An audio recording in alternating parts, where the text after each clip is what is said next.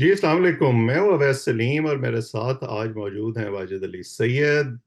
वाजिद साहब जो हैं वो जियो न्यूज़ के लिए काम करते हैं वाशिंगटन डीसी में, और अमेरिका के अंदर जो पॉलिटिक्स है, जो डायस्पोरा की एक्टिविटीज़ हैं, ख़ास तौर पर पाक अमेरिका ताल्लुकात हैं, उन पर बड़ी इनकी नज़र रहती है। और पिछले कुछ अरसे से इनकी नज़र जो है ये इन ताल्लुकात में जो पीटीआई का वेरिएबल आया है उस पर भी बहुत गहरी है।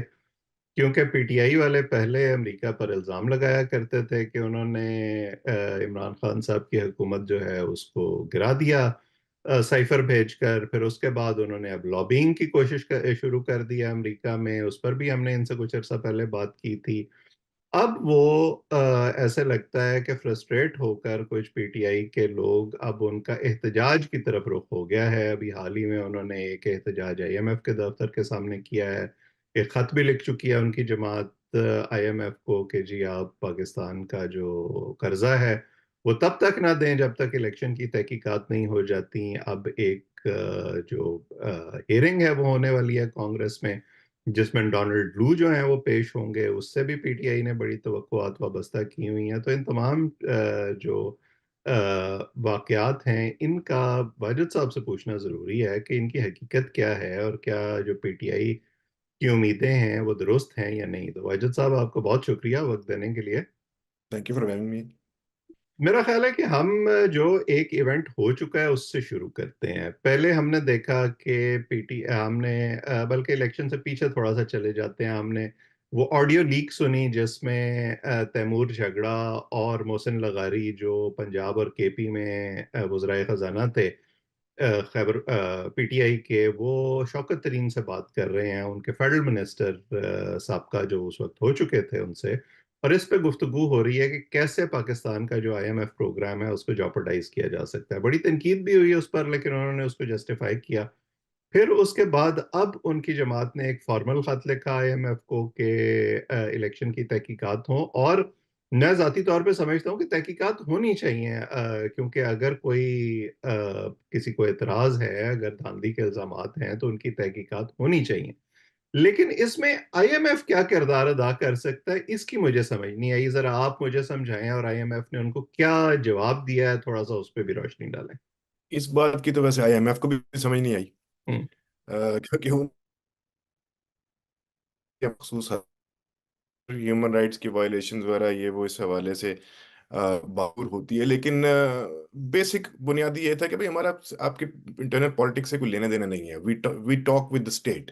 हम्म। स्टेट के जो भी रिप्रेजेंटेटिव्स हों उनके साथ बात होती है, और वो फाइनेंशियल जो इंडिकेटर्स हैं और इकोनॉमी के जो क्या लाइन लेंथ है और कैसे उसमें बेहतरी आ सकती है उसके ऊपर बात होती है।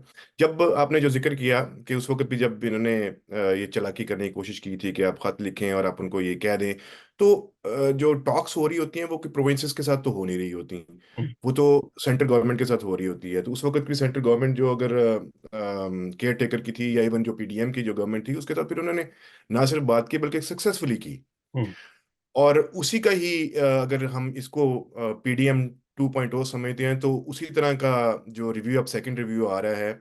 और अगर नहीं भी ये कंप्लीट हो भी जाता है तो उसके बाद जो नया पैकेज जिसका जो प्रेजेंट गवर्नमेंट जो नई बनी है वो लेना चाहते हैं, तो उसमें भी जो एजेंडास थे आईएमएफ के साथ उस वक्त के, हम्म। वो कैरी ऑन करेंगे इस वक्त भी। बिल्कुल। So as such as it was a futile sort of exercise कि उन्होंने खत लिखा। खत के अंदर उन्होंने बता दिया कि जी हमारा कोई इससे लेना देना है नहीं है, हम तो इनके साथ जो स्टेट के जो रिप्रेजेंटेटिव्स हैं उनके साथ बात करते हैं और इन इश्यूज के बात करते हैं, विच इज़ फाइनेंशियल इंस्टीट्यूशंस को कैसे स्ट्रेंथन करना है, और फाइनेंस को, आपकी जो इकोनॉमी है और आपकी जो कॉमर्स है उसको कैसे करना है। उसके ऊपर हम बात कर लेते हैं कि वो एजेंडास क्या हैं। हम्म। लेकिन ओवरऑल जो बिगर पिक्चर उसके अंदर वो ये कन्वे किया गया था। यानी लेकिन जब एक तरह से जवाब ही दिया है उन्होंने। लेकिन जब पीडीएम की पहली हुकूमत में ये प्रोग्राम ट्रैक पर आया था दोबारा, इसहाक डार साहब थे, वो नेगोशिएशन उनकी वजह से कामयाब नहीं हो सकी। फिर वजीर आजम शहबाज शरीफ को खुद इंटरवीन करना पड़ा। तो आपको याद होगा कि इमरान खान साहब से भी आईएमएफ के एक वक्त ने जाके मुलाकात की थी लाहौर में, तब तक वो गिरफ्तार नहीं हुए थे। और उसकी वजह से भी बड़ा एक जो पीटीआई के हलकों के अंदर एक तासुर गया था, वो ये था कि जी आईएमएफ शायद प्रेशर डाल रहा है हुकूमत पर कि आप साफ शफाफ इंतखाबात करवाएं। और इसीलिए उन्होंने इमरान खान साहब की मंजूरी लेने के लिए उनसे मुलाकात की है कि अगर वो इक्तदार में आ जाएंगे इलेक्शन के बाद, तो फिर वो इस प्रोग्राम को उसी तरह से जारी रखेंगे, शराइत पर अमल करेंगे। तो क्या अब इस वक्त जो वो कोशिश कर रहे हैं, इसका ताल्लुक उस पिछले तासुर से हो सकता है? अच्छा, उस वक्त जो तासुर क्रिएट किया जा रहा था वो ये था कि खान साहब की इजाजत के बगैर तो आईएमएफ जो है वो ये अप्रूवल नहीं देगी। एक तो तासुर ये था। दूसरा ये कि उस वक्त he was not convicted, now is a convicted individual जो कि he is in jail now. तो ये जिक्र आया था कि उससे पहले आईएमएफ के वफद ने जाके खान साहब से मुलाकात की थी, बिल्कुल की थी। उसके क्या प्रेमिसेस थे और क्यों की थी और कैसे की थी, कुड बी बिकॉज कि उससे पहले खान साहब खुद ये कहते रहे थे कि मैं आईएमएफ नहीं जाऊंगा बल्कि खुदकुशी कर लूंगा। हम्म। तो शायद वो पूछने गए हों कि भाई क्या बना प्लान्स का। लेकिन इस वक्त जो सूरत हाल है वो एक डिफरेंट है। आप क्योंकि एक ऐसी हुकूमत थी जो इलेक्शन की तरफ जा रही थी। हम्म। लेकिन आप you were in the hard and the rock place. आपको उस वक्त ये चाहिए था कि एक ऐसा प्रोग्राम जिसके जिसके तहत जिसकी कंटिन्यूटी जरूर रहती, हम्म। वरना वो डिमिनिश हो जाता, वो खत्म हो जाता और इस वक्त हम ज्यादा ट्रबल में होते। तो उसकी कंटिन्यूटी के लिए जरूरी था कि मिलते हैं, सारे मिलते हैं जो डिप्लोमेट्स वगैरह होते हैं। वफ्द का भी मिलना, उनको उसमें क्या बात हुई इसके इसके इसकी कोई तफसील सामने नहीं आ सकी है। लेकिन जो असल बात है वो ये था कि उन्होंने जो करता धाता है, जो हुकाम है जिन्हें कहा जाता है उस वक्त, चाहे वो कोई भी हो, उसके बाद में देखें केयर टेकर की गवर्नमेंट के साथ भी तो मुज़ाकरात जारी रहे। तो उनके साथ असल में डील होती है, क्योंकि ये सेंटर के साथ, जो सेंटर के अंदर लोग बैठे हैं, फेडरल गवर्नमेंट के जो रिप्रेजेंटेटिव्स हैं, उनके साथ फिर उन्होंने कंटिन्यूटी पीडीएम के दौर में भी रखी, बाद में जो केयर टेकर गवर्नमेंट आई है उसके साथ भी रखी। और अभी भी उन्होंने ये कहा कि वी लुक फॉरवर्ड टू। हम्म। आपको याद होगा इलेक्शन के फौरन बाद उनसे ये पूछा गया था कि जी इस वक्त इरेगुलरिटीज की बात आ रही है, तो आईएमएफ की तरफ ये जब जब खत लिख दिया गया था तो अभी इन्होंने जवाब नहीं दिया था। तो उस वक्त ब्रीफिंग के दौरान ये बात हुई तो आईएमएफ का क्लियरली ये मैसेज था कि we are so looking forward to.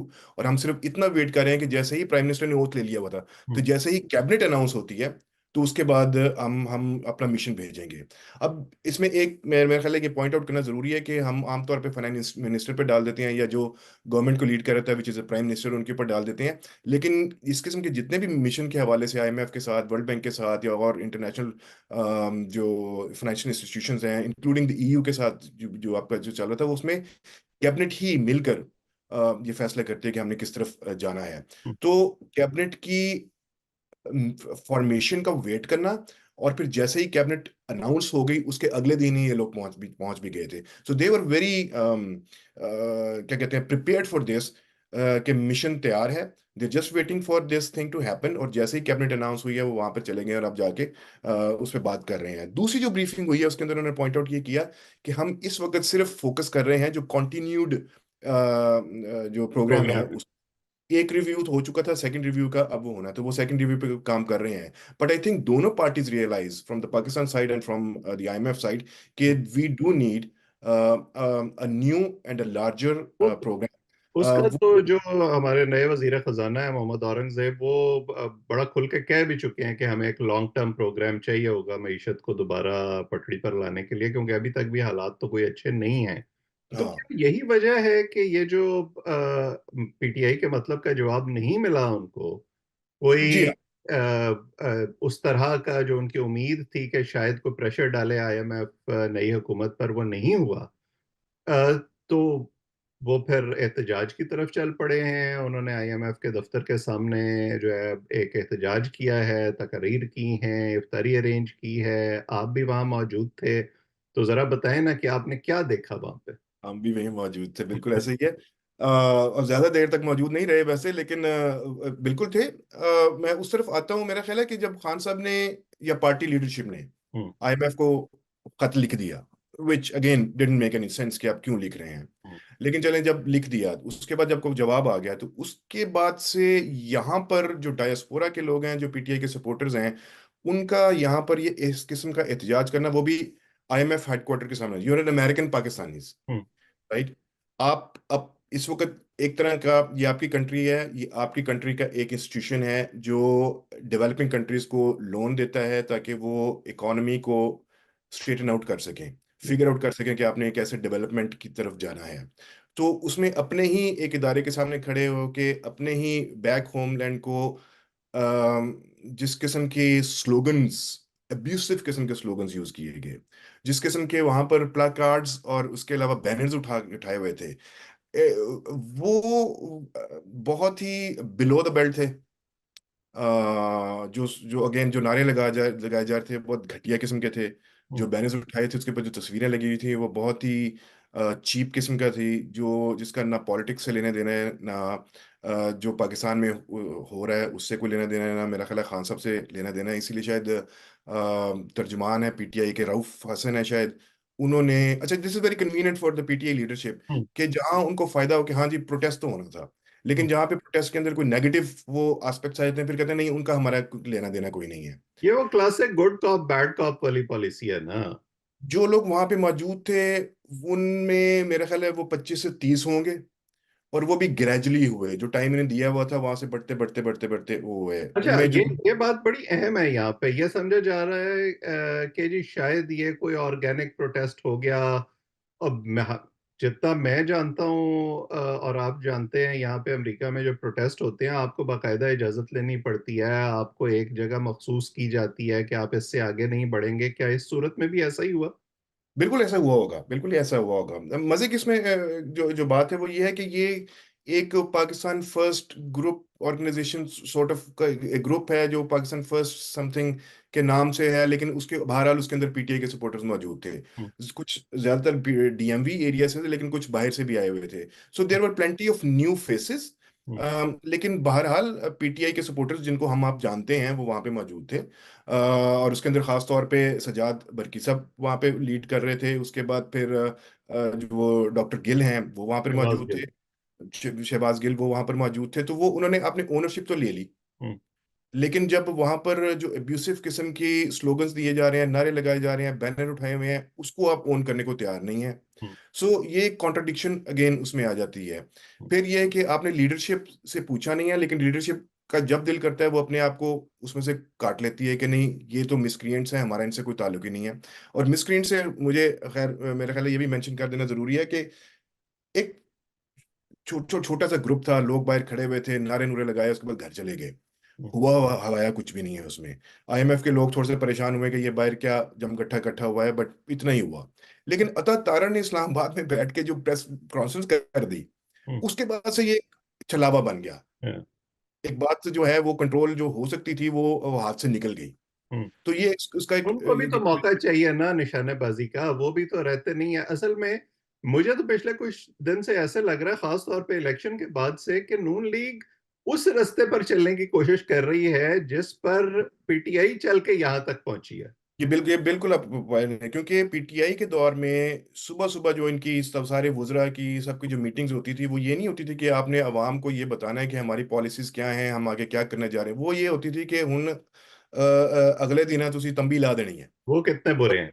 और गालम गलोच है, तो वो एक हाँ, प्रेसिडेंट सेट कर दिया गया है। बिल्कुल। और ये मतलब बड़े अफसोसनाक बात है कि पीएमएलएन भी अब उसी उस पे चल चल रही है, उसको नहीं चलना चाहिए था। हम्म। तो ये इतनी बड़ी कोई ऐसी बात थी नहीं। खत लिखा था जब, उसकी कोई ऐसी बात नहीं, उनका जवाब आ गया। तो इस किस्म का प्रोटेस्ट करना, और फिर ये है कि लीडरशिप ये क्लेम कर रही है इस्लामाबाद में बैठ के कि हमारा उनसे ताल्लुक नहीं है, लेकिन यहाँ पर जो उनके पॉइंट पर्सन है वो वहां पर आके उसको लीड भी करते हैं, और वहां पर आके वो तकरीरें भी करते हैं। फिर साथ साथ में आके वो ये भी कहते हैं कि हम ये नहीं चाह रहे हैं कि आप लोन या असिस्टेंस प्रोग्राम जो है उस वो ना करें, हम सिर्फ ये चाह रहे हैं कि एक उसको सख्त किया जाए और दूसरा टाई अप कर दिया जाए कि आप इरेगुलरिटीज के प्रोब करवाएं। अब यानी इरेगुलर यानी इस प्रोब, दफा वो हलाल अमरीकी मदाखलत चाह रहे हैं आसान अल्फाज में। एक मैं आपको हाशिए में बात कर देता हूँ कि यहाँ पे जो संजीदा पाकिस्तानी डायस्पोरा के पॉलिटिकल उससे और उसमें पाकिस्तान की जो अथॉरिटीज़ हैं उनका भी तरफ से जो रिएक्शन है वो ये था कि पाकिस्तानी डायस्पोरा एक खासा कामयाब डायस्पोरा बनता चला जा रहा है, लेकिन बहरहाल एक बड़ी तादाद जो डायस्पोरा की है वो पीटीआई की हामी है और उनकी हमदर्द है। सो बजाय इसके कि आप पाकिस्तान के लिए कुछ करें, डायस्पोरा के लिए कुछ करें, यहाँ पर अपने आप कदम जमाएं, वहां पर उसकी बेहतरी के लिए कुछ करें, उल्टा आप इसी कंट्री के अंदर बैठ के पाकिस्तान के खिलाफ जिस किस्म की बातें, not the state, not the government but the state और the country and people of the country, आप उनको जिस किस्म की तजहीक अमेज किस्म की बातें गालम गलोच की जिस किस्म की आप कर रहे हैं, this is not your stature, you देखें, नो। ये इनकी फ्रस्ट्रेशन का इजहार तो हो सकता है ना, लेकिन इसको अगर रैशनली देखा जाए, और मैंने तो अपने ट्विटर पर भी ये सवाल उठाया है कि फर्ज करें आपकी इन हरकतों के नतीजे में वो पाबंदियां लग गई जो आप लगवाना चाहते हैं, कर्ज भी बंद हो गया, जीएसपी प्लस स्टेटस भी वापस हो गया, तो क्या कल को जब इमरान खान साहब वापस बन जाएंगे तो उनकी मोहब्बत में ये तमाम इदारे चुप करके सारा कुछ प्लेट में रख के आपको वापस कर देंगे? बिल्कुल अब ऐसी बात है। तो आपसे अपनी शराइत मनवाएंगे, और तब भी तो कोई ऑपोजिशन होगी जो फिर इस तरह के खत लिखना चाहेगी जो प्रेसिडेंट आप सेट कर गए हैं, तो क्या फिर बिल्कुल ऐसी उस बात। वक्त उनके खतूत पर उस तरह की कार्रवाई शुरू हो जाएगी? ये अपना मजाक खुद बनवाते हैं। मैंने तो और किसी जो इमिग्रेंट कम्युनिटी है उसको अमेरिका के अंदर या दुनिया में ये हरकतें करते हुए नहीं देखा। हाँ बिल्कुल ऐसी बात, बिल्कुल ऐसी बात। अब ये जो, अब जिन लोगों को, जिन कांग्रेस मेंबर ऑफ कांग्रेस को ये लोग खत लिख रहे हैं, हम्म। वो शुरू बात 13 से हुई थी, वो 30 से पहुंची है, अब और ज्यादा को साइनर्स आ चुके हैं। बिल्कुल ठीक है, एक पॉलिटिकल प्रोसेस का हिस्सा है। लेकिन आप उनके पास जाते हैं और आप उनको जाके ये नहीं कहते हैं कि जी हम अपनी कंट्री के बारे में इस तरह फिक्र, वो जो पॉइंट लेके आते हैं, वो ये कहते हैं कि वहाँ पे ह्यूमन राइट्स की वायलेशन हो रही हैं क्योंकि खान साहब जेल में हैं, और वहाँ पर डेमोक्रेसी नहीं है क्योंकि पीटीआई की हुकूमत नहीं बनी है, और सो एंड सो फोर्थ। तो जब उनकी हुकूमत आ जाएगी तो क्या ह्यूमन राइट्स की वायलेशन नहीं हो रही होंगी? वो तो उनके पहले दौर में भी हो रही थी। क्या डेमोक्रेसी और अच्छा, जब इनके दौर में नहीं है? ये वायलेशंस हो रही थी और ये रिपोर्ट्स यहाँ से निकला करती थी, तो उस वक्त ये कहा करते थे कि नहीं वो हमारे खिलाफ है इसलिए वो इस तरह की बातें करते हैं। जनाब, तो उस वक्त आप किस तरह उन्हीं मेंबर ऑफ कांग्रेस के सामने जाके आप कैसे जस्टिफाई करेंगे कि नहीं अब इस वक्त सब कुछ, एवरीथिंग इज हंकी डोरी, एंड कोई वायलेशंस नहीं हो रही हैं, कोई प्रेस सीज अंडर सीज नहीं है, कोई डेमोक्रेसी भी अपने वो उस पे चल रही है। देखें, एक पार्लिमानी सिस्टम के अंदर कोalitions गवर्नमेंट बनती हैं। हमने ये देखा माजी में, आप जानते हैं कि जब two party system sort of चल रहा था, पीपल्स पार्टी की गवर्नमेंट आती थी तो मुस्लिम लीग वाले यहाँ पर भी एहतजाज करते थे, हम्म। सारा कुछ होता था, बल्कि डिक्टेटरशिप के खिलाफ दोनों पार्टीज ने मिलकर भी वो किया, लेकिन कभी इस लेवल पर नहीं आए थे कि आप world bank, IMF, white house के सामने, कांग्रेस के सामने जाकर उनको खत लिख के इस किस्म की डेरोगेटरी किस्म की लैंग्वेज, हम्म। और हुकूमत की पॉलिसी से आप इख्तलाफ कर सकते हैं, लेकिन कंट्री और उसकी इंस्टीट्यूशंस या उसकी जो फाइनेंशियल जो भी उसकी स्ट्रेंथ है उसको आप हिट करने की कोशिश, स्ट्रेंथ तो खैर नहीं है लेकिन जो जो भी उसका फाइनेंशियल स्ट्रक्चर है उसको हिट करने की कोशिश करें, हम्म। You know. तो बिल्कुल। एक पोलिटिकली आपका डिसएग्रीमेंट तो हो सकता था, but to come to this, और मैं इसमें एक कोट कर देता हूँ कि आपको याद है कि जब खान साहब का वो हो गया था वोट ऑफ नो कॉन्फिडेंस, उसके बाद उन्होंने एक जलसे में कह दिया था कि आप इस मुल्क में एटम बम मार देते तो ज्यादा बेहतर था। हम्म। तो जब लीडरशिप की सोच ये हो कि आप एटम बम मार देते हैं मुझे हुकूमत से निकालने से, तो फिर बाकी का नीचे आप हाल चेक कर लेंगे वो क्या हो सकता है। बिल्कुल, चले आगे चलते हैं। आपने कांग्रेस का जिक्र किया, कांग्रेस मैनों को खतूत भी लिखे जा रहे हैं। कांग्रेस की एक जैली कमेटी की पहले एक हियरिंग भी हो चुकी है जिसका बड़ा चर्चा रहा, पीटीआई के लोग वहां गए, वहां पे इस किस्म की गुफ्तगू हुई इलेक्शन से पहले। अब जो एक मीटिंग होने जा रही है उसको हियरिंग अगर हम तकनीकी जुबान में कहें, उसमें डोनाल्ड लू जो अमेरिका के अंदर सबसे बड़े विलन हैं पीटीआई की किताबों में, वो पेश होने जा रहे हैं। और पीटीआई के हलकों के अंदर ये ख्याल पाया जाता है इस वक्त, और उसको उनका सोशल मीडिया आगे बढ़ा रहा है कि जी बस वहां पे जो ये रिपब्लिकन कांग्रेसमैन हैं ये क्योंकि हमारे साथ खड़े हैं इसलिए ये वो इतना वहां पे उनको टाइट करेंगे कि वो हम्म। अपने जुर्म फौरन कबूल करके चले जाएंगे, और उसके बाद जो है वो हमारे लिए चीजें बड़ी आसान हो जाएंगी। पहले तो आप ये बताएं कि ये हियरिंग है क्या, इसकी अहमियत क्या है, और फिर उसके बाद हम जो है इसमें क्या हो सकता है उस पर भी बात करेंगे। अच्छा, मैं उससे पहले भी मैं ये पॉइंट आउट कर दूं कि जब रिपोर्ट्स आ रही थी इलेक्टोरल इरेगुलरिटीज की, हम्म। तो तकरीबन सभी पार्टीज, चाहे वो जीती हैं चाहे वो हारी हैं, वो सबके सब यही क्लेम कर रहे हैं कि हमारे साथ धांधली हो गई हम्म। है, और सबके सब ये कह रहे हैं कि हाँ जी प्रोब होनी चाहिए। हम्म। अब कब होगी, कौन करेगा, कैसे करेगा, एक अलग बात है। लेकिन इंटरनेशनल जो रिएक्शन आया, खासतौर पे अमेरिका की तरफ जो रिएक्शन रिएक्शन आया, आई थिंक वो बहुत इंपॉर्टेंट है। उसमें वो बारहा कह चुके हैं, जब से इलेक्शंस हो चुके हैं तब से लेकर गवर्नमेंट बनने तक, और अब सो एंड सो फोर्थ, वो ये कह चुके हैं कि जी रिपोर्ट्स आ रही हैं इरेगुलरिटीज की, और ये कि इनकी इन्वेस्टिगेशन जरूर होनी चाहिए, और सब, और इम्पोर्टेंट बात यह है कि जो लॉ ऑफ द लैंड है उसके मुताबिक होनी चाहिए, पाकिस्तान की कोर्ट्स ही उसका डिसीजन करें। ये बहुत मेरा ख्याल है कि इंपॉर्टेंट है। इसमें इन्होंने कोई इंडिपेंडेंट बॉडी, कोई इंटरनेशनल बॉडी, कोई यूएन, कोई ईयू, कोई ऑब्जर्वर्स, कोई किसी को कोई बात नहीं की है। जो लॉ ऑफ द लैंड है उसके मुताबिक वो करें। और फिर अबव ऑल दे से कि these were nonetheless competitive elections, which means के इस किस्म की छोटी मोटी इरेगुलरिटीज ऊपर नीचे होती रहती हैं। 5-10 सीटें इधर चली गई, 5-10 ऊपर नीचे चली गई। पार्लियामेंट्री सिस्टम है, 7, 5, 5, 10, 15 जमातें साथ में कर रही हैं, और जिनमें से जिन्होंने ज्यादा मेजोरिटी की सीट्स ले ली हैं वो कॉलिशन गवर्नमेंट बना के अपना काम आगे बढ़ा लेती हैं। बाकी का पीछे जो रोना धोना है वो चलता रहता है। ये रोना धोना 2018 में भी चल रहा था।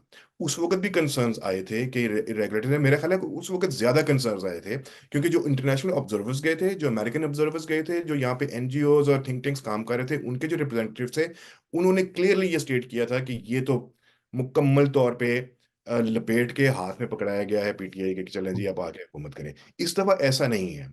लेकिन इस दफा ये जरूर है कि वो ये कह रहे हैं कि होंगी रिपोर्ट्स हैं, इन्वेस्टिगेट करें, लॉ ऑफ द लैंड के मुताबिक करें। लेकिन इलेक्शंस कंपेटिटिव थे, मुकाबला हुआ था, इसलिए जो लोग जीते हैं वो लेजिटिमेटली जीते हैं, हम्म। और उनका हक बनता है कि वो अमेरिका हुकूमत के करें, ख्याल में। अमेरिका के ख्याल में। हम्म। अब जब ये बन चुका है तो अब हम इस गवर्नमेंट के साथ काम करने को तैयार हैं।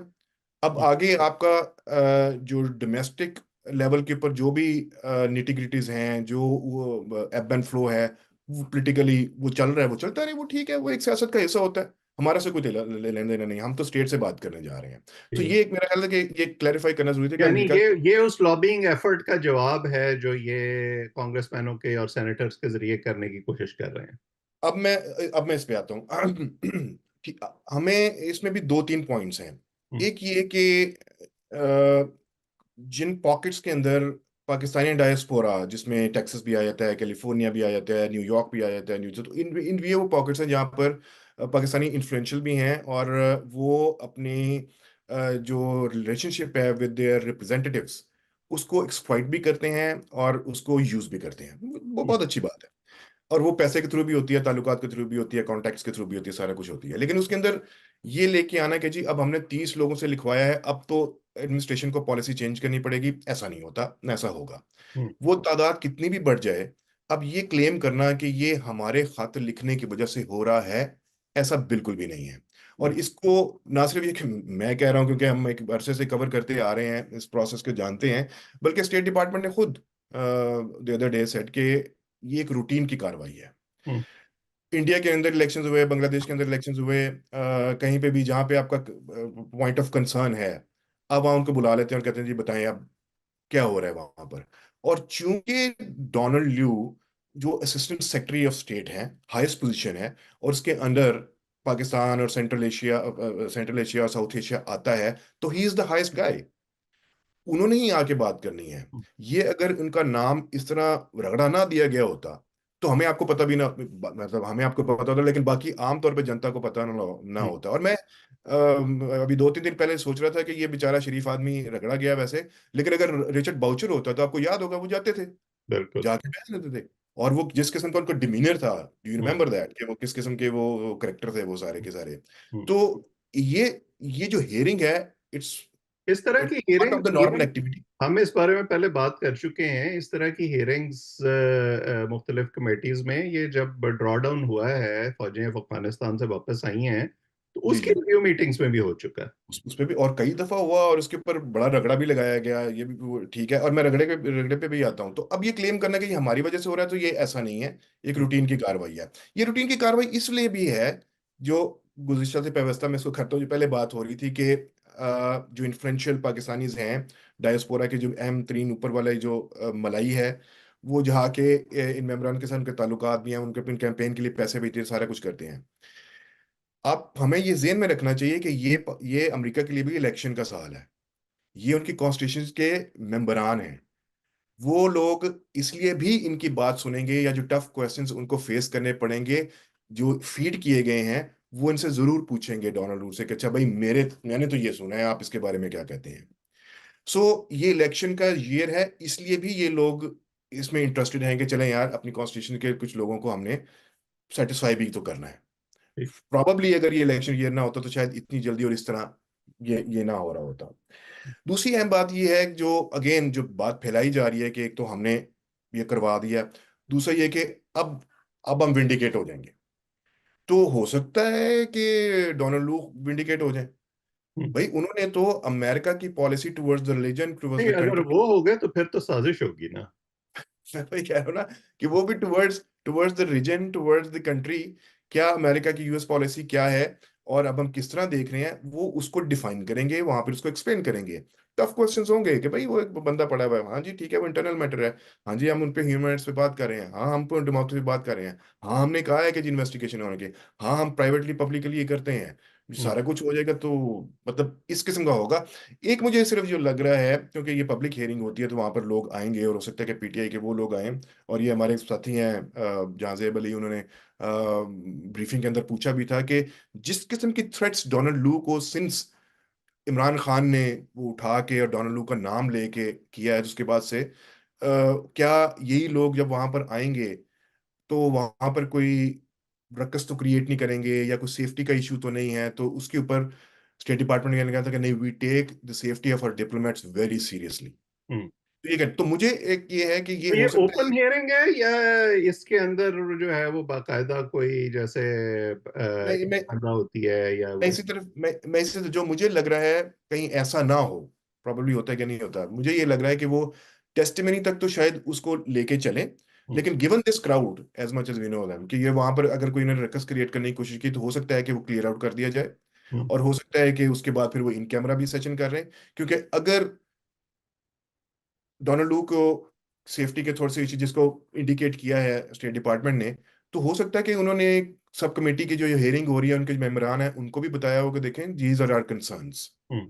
तो ये भी तो हो सकता है ना, तो हम्म। उन्होंने जरूर इन्फॉर्म किया होगा जो भी इश्यूज हैं। तो वहां पर अगर कोई शोर शराबा होता है तो हो सकता है कि कमेटी सेशन फोल्ड कर दे, या कह दे कि जी आप लोग बाहर निकलें, बारी बारी है, या उनको सुना जाए। हो सकता है कि वहां पर इनका ये ख्याल है कि साइफर के बारे में बात हो सकता है एक आधा बात हो भी, लेकिन ज्यादा फोकस ये है कि आप पाकिस्तान के साथ किस तरह डील कर रहे हैं, यूएस पाकिस्तान रिलेशंस कहाँ पे जा रहे हैं, और हम्म। यूएस पाकिस्तान के रिलेशंस में अंदर साइफर मैटर नहीं करता, क्योंकि साइफर आपका इशू था डोमेस्टिक ऑडियंस को अपीज करने के लिए, या प्लीज या इंस्टिगेट करने के लिए, यहाँ का कंसर्न नहीं है। बिल्कुल। और ये जो हियरिंग है ये बुध को है, 20 तारीख को यानी। जी। ठीक। तो आप मुझे ये बताएं अब कि ये हियरिंग जब होगी उसके बारे में तो जो उसमें सामने आता है फिर हम उसके बारे में एक दफा फिर डिटेल में गुफ्तगू कर लेंगे।